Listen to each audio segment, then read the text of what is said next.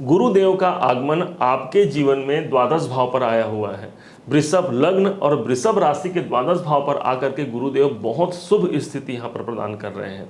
आपको ज्ञात हो कि 31 मार्च 2023 से गुरु देवता अभी अस्त अवस्था में चल रहे थे, परंतु अभी 21 अप्रैल को उन्होंने गृह प्रवेश किया है आपके द्वादश भाव पर अर्थात मेष पर, और जब ये गृह प्रवेश किए अर्थात यहाँ पर आए तब वो अस्त अवस्था में थे। 27 अप्रैल सन 2023 को ये उदित अवस्था में आकर के आपके जीवन के लाभ भाव को एक्टिवेट करेंगे, आपके गेन्स को बढ़ाने का प्रयास करेंगे, साथ में आपके जीवन में परिवर्तन लाने का प्रयास करेंगे। आइए कैसे करते हैं इसी को जानने का हम प्रयास करते हैं। वृषभ लग्न या राशि आप देखेंगे तो यहाँ से ठीक द्वादश भाव पर गुरुदेवता आए। गुरुदेवता माना जाता है कि गुरुदेव जब जिस भाव पर आते हैं उस भाव की बढ़ोतरी करते हैं, परंतु कोई ना कोई कमी भी रहती है। चलिए मान गए भाई कुछ कमी रहती है, परंतु ये जब गुरु देवता यहाँ पर उदित अवस्था में होंगे तभी उनका प्रतिफल हमको प्राप्त होगा। उदित अवस्था का मतलब ये होता है कि कोई ग्रह अपना पूर्ण प्रतिफल देना। एक होता है अस्त अवस्था। अस्त अवस्था मतलब कि वो उन ग्रहों की डिग्रियां शुभता युक्त दृष्टियां हम तक नहीं पहुंच पाई। अब यहीं पर जब वो उदित हो जाएंगे मतलब इस भाव का अच्छा प्रतिफल मिलना प्रारंभ हो जाएगा। अब भाई बात ये उठती है कि द्वादश भाव कहाँ से अच्छा हुआ, तो द्वादश भाव इतना महत्वपूर्ण है हमारे जीवन में जो आपके जीवन में आपके निवेशों का प्रतिफल कराएगा। अब वो निवेश कुछ भी हो सकते हैं, आपके पैसों का निवेश है हो सकता है, तो उन अभी तक यदि आपने कहीं पैसा लगाया हो और उन पैसों का यदि प्रतिफल नहीं मिल रहा है तो यहाँ पर गुरुदेव जब उदित अवस्था में आएंगे तो यहाँ पर वो सबसे ज्यादा वहां पर का शुभ फल आपको देंगे। यही नहीं, आपने यदि अपने जीवन में कर्मों का निवेश किया हुआ है, जो कर्म किया है आपने उन कर्मों का प्रतिफल नहीं मिल रहा है तो उन कर्मों का प्रतिफल यहां पर से देंगे, क्योंकि वो तो निवेश स्थान पर आए हैं भाई। तो जो भी हमने इन्वेस्टमेंट किया है, चाहे वो धन हो, संपत्ति हो, कर्म हो या कुछ भी हो, उन भावों का सही प्रतिफल देने के लिए गुरुदेव इस भाव पर आए हुए हैं।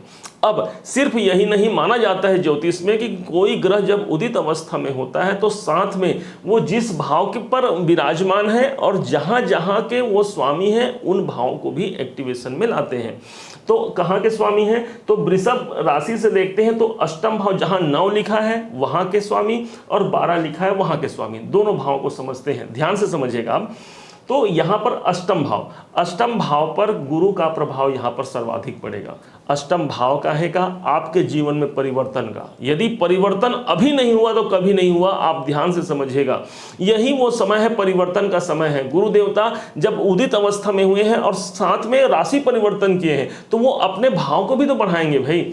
आप यूँ समझिए, यदि आपको कोई पावर या कोई पोस्ट मिल जाए, कोई अच्छा पद मिल जाए आपको, तो आप क्या करेंगे, जहां पर आप बैठे हैं उस भाव को अच्छा बनाने का प्रयास करेंगे। कब, जब आप गुरु के समान पवित्र ग्रह हैं तब। तो यहां तो द्वादश भाव को अच्छा बनाए, लेकिन आपका दूसरा प्रयास क्या रहेगा, भाई मैं जहां पर बैठा हूं किसी और के घर पे हूं लेकिन इस भाव को मैं पवित्र बना रहा हूं, परंतु मेरा जो घर है, जो आपका अपना घर है, उस भाव को भी आप अच्छा बनाने का प्रयास करेंगे, उस भाव को आप बिगड़ने नहीं देंगे। ठीक उसी प्रकार यहां पर गुरुदेव अष्टम भाव को बिगड़ने नहीं देंगे।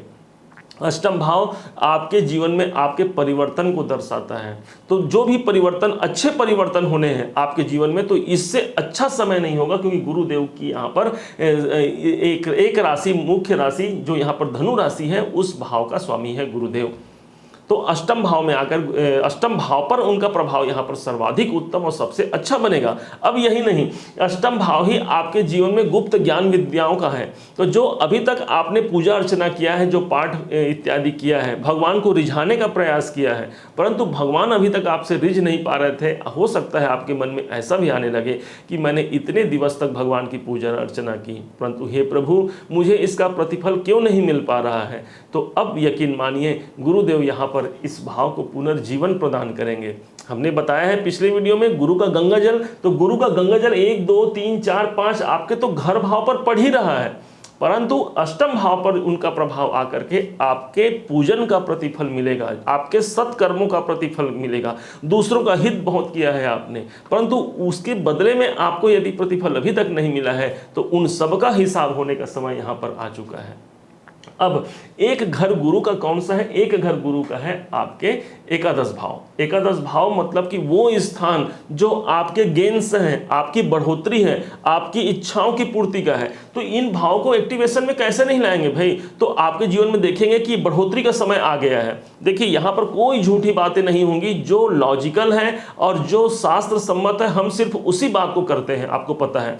तो यहाँ पर जब गुरु का घर है ये, तो गुरु अपने घर को ही तो बढ़ाएंगे। तो एकादश भाव गुरु का घर है। एकादश भाव आपके जीवन में सबसे बड़ी बात तो ये हो गई कि यही वो भाव है जो आपके इनकम का है, आपके लाभ का है, आपकी इच्छाओं की पूर्ति का है। तो भाई लाभ भाव पर जब गुरुदेव, लाभ भाव भी तो एक्टिवेट होगा जब गुरुदेव जागृत हो जाएंगे। तो इसका प्रतिफल यही मिलेगा जो अभी तक हमने पूरा प्रतिफल प्राप्त नहीं किया है, उनका अच्छा सुयोग्य हमको प्रतिफल मिलेगा, ऐसा आप मानिए।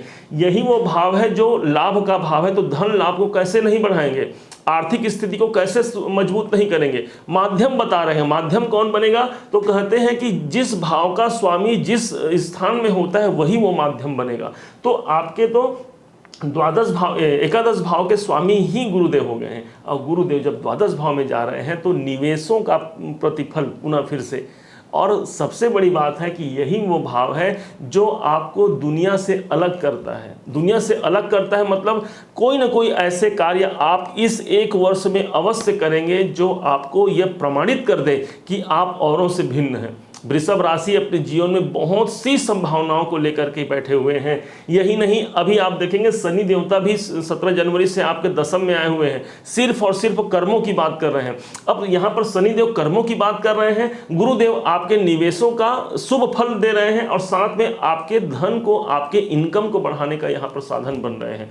कैसे आप इससे दूर रह सकते हैं? मुझे ये इस बात से बहुत खुशी हुई कि 27 जनवरी को जैसे ही आ रहे हैं, बाकी सब राशियों के लिए तो बहुत अच्छा फल भी देंगे और किसी को बुरा फल भी देंगे, परंतु वृषभ राशि के जीवन में उनके परिवर्तन भाव को सबसे ज्यादा प्रभावित करेंगे, लाभ भाव को सबसे ज्यादा प्रभावित करेंगे। कब हो रहे हैं? तो 5:40 में 27 तारीख को होंगे। सबसे मजे की बात तो ये हो गई भाई कि उस दिन पुष्य नाम का नक्षत्र होगा और दिन कौन सा होगा? तो गुरुवार माना जाता है ज्योतिष में। तो गुरु और रविवार का दिन जब मिल जाए तो गुरु पुष्य नाम का एक अमृत योग बनता है जो सभी कामनाओं को श्रेष्ठ माना गया है, सभी कामनाओं को सिद्धि के लिए श्रेष्ठ माना गया है।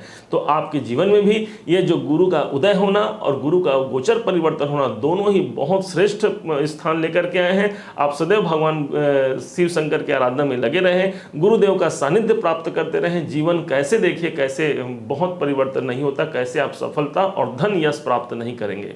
मुझे उम्मीद है कि आप इसे बहुत अच्छे से भली भांति समझ पाए हैं, और यदि आपने इसे अच्छे से भली भांति समझा है तो अपना एक लाइक और एक कमेंट करके मेरा आत्मबल जरूर बढ़ाइएगा, क्योंकि आपका कमेंट ही तो है जो मुझे बार बार आपके समक्ष प्रस्तुत होने का सौभाग्य प्रदान करता है।